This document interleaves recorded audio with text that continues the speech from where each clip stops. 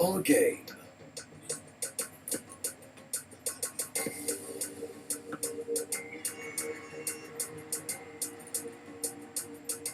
Our passion.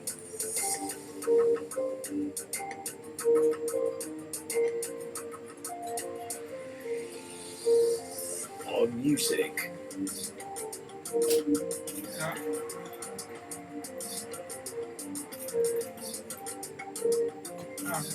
Our style.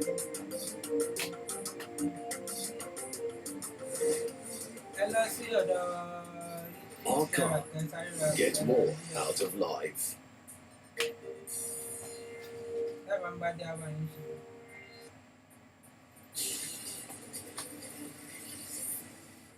Woo!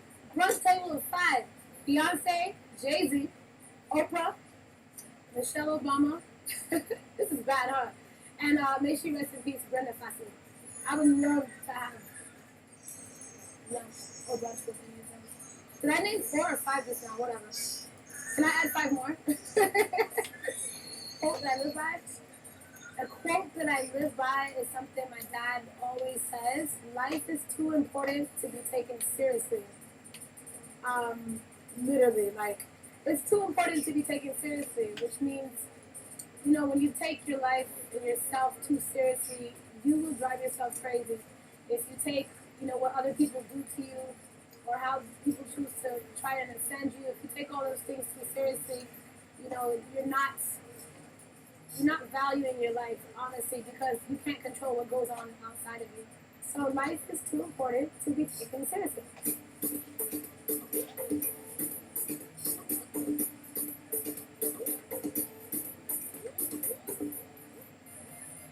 And ooh, baby, I get lost when I'm with you, yeah. And ooh, baby, I get lost when I'm with you, yeah. What's up? It's your girl Victoria Kimani from Kenya, and you are watching Spice TV. Keep it locked. That's all in this episode of Star Files. We had fun with Victoria Kimani, didn't we? Hope you did too. Till next time, goodbye, Africa.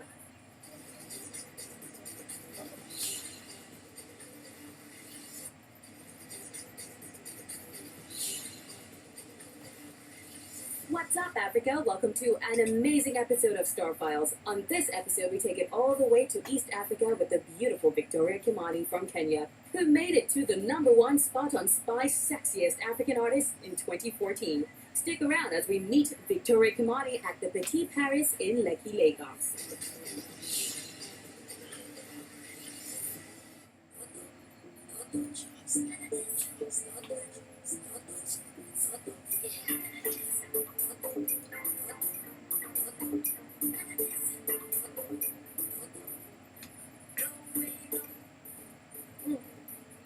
In case you just tuned in, it's your girl Victoria Kimani, and you are watching my style file. So stay tuned for more about my style. Victoria started writing, recording, and performing at the age of 16 and has collaborated with Ron Browse, Mano, Jadakiss, DJ Green Lantern, Busta Rhymes, Mario Winans, Cassie, Lloyd, Japanese superstar AI, Chris Brown, Giggy Simmons, Timati, Timberland, White Nerd, Andy Chatterley, Pete Foxton Martin, Devin Stevens, Convict Music, and countless other producers and artists worldwide. This Kenyan-American musician caught Chocolate City's attention when she uploaded her own version of Ice Prince's Oleku and was immediately signed to the record label. Her second single and music video, Oya, featuring label mate MI, was the first Kenyan video to be premiered on Vivo. She was then nominated for 2 Channel O awards for both singles and performed on Africa's largest live award show as well. Victoria, who is defined as Africa's pop diva and Kenyan songbird, is definitely on top of her game, and we look forward to what Victoria will be bringing on this 2015. My full name is Victoria Kimani, and my stage name is Victoria Kimani. I am originally from Kenya.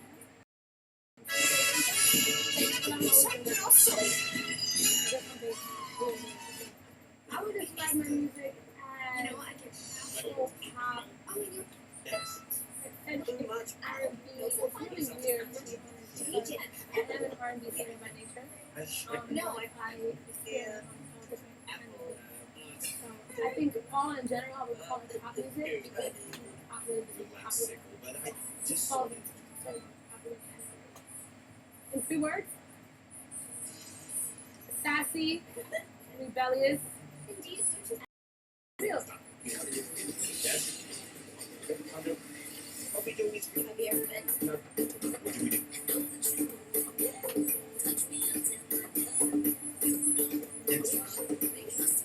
Well, she's got, you have the attention of the Style doctor. and You got over the interest, fun, partner. sometimes crazy, And one. So, law firm. moody, depends on how it Yes. is. Yes. Rules. I don't have any particular rules that I go by. I pretty much wear whatever I feel like wearing. My favorite fashion designer locally. That is a good question.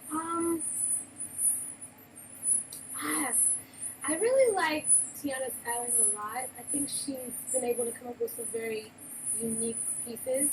You know, and you don't see a lot of designers, especially in Africa, taking risks, colorful risks, and edgy, exposed, crazy risks, you know, like that. And internationally, I probably would say Roberto Cavalli because I love prints. I'm a big print person. I love animal prints. And I love mixing prints too, which for so long has been like against the rules. You're not supposed to mix like a leopard with a zebra, but I think that's like the flyest thing ever. So yeah, to say those two. Style is very important to your career, especially as a musician. You can't separate music from style. You know, music inspires style, and style inspires music. So it's very important. It's extremely important. Actually, I used to buy people's albums depending on how the front cover looked. Like literally, I would be bored. I would go to Walmart where they sell the CDs and stuff, and I would look at the covers, and whatever looked the most striking to me is what I would pick up. So it's very important. My most decorated item would have to be my shoes. I'm a big shoe person, and no matter what you're wearing, if you got the right shoes, you know you can make or break the outfit. So, yes, would have to be my shoes. I always travel with my shoes, obviously. No, just joking. I always travel with accessories. I love rings and, you know, earrings and necklaces and headpieces. I'm a big accessory person.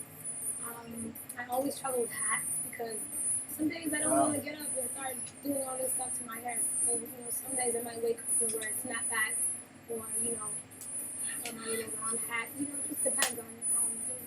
But I would have to say accessories, hats. Like, staple fashion item for me would have to be my jewelry. In Kenyan culture, what we're known for the most is our jewelry, not even so much our prints or our clothes. You know how here in Nigeria you can walk outside and you can see the culture and what people are wearing, whether it's rapa or you know the head wraps. But in Kenya we don't have that. We have jewelry. We've got neck pieces and the size. You know they make these very small, intricate designs. So I would probably say that's something that identifies me the most with my jewelry.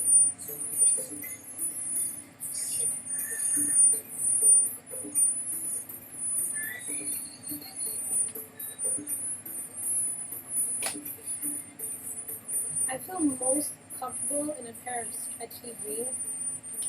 There's nothing worse than being a curvy woman like myself and not having a pair of jeans that stretch. And you know, I like jeans because it just kind of sets everything where it needs to be. I first in a recording studio, I was 16 years old in Kenya, and I wrote a very depressing song, and it's crazy, but I liked it. And that was the beginning of something very interesting for me because to be able to write down my feelings on paper and then record them and hear myself back was like a brand new obsession for me, and I haven't stopped ever since then. So I continued recording. I moved to Los Angeles when I was 17 and a half, 18. Or I mean, I was raised there, but at the time I was living in Kenya, and I moved back to Los Angeles and I started writing songs. I would just be in the studio writing songs and then shopping them to other artists. So I ended up being a songwriter. I wrote several songs for a bunch of artists back in the States, and then a few years later, I moved back to Africa and signed to Chocolate City. And to make a long story short, my latest single is called Show, and it's out now. To make a very long story short.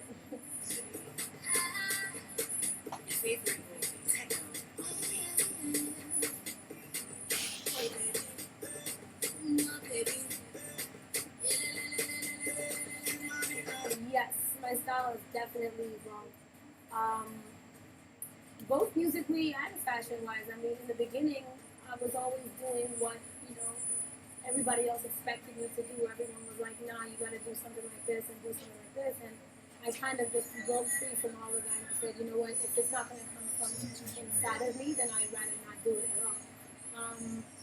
There's a few things that inspired that. There's a book called Letters to a Young Poet that Lady Gaga always used to talk about it on stage. And she would swear by the book. She even tattooed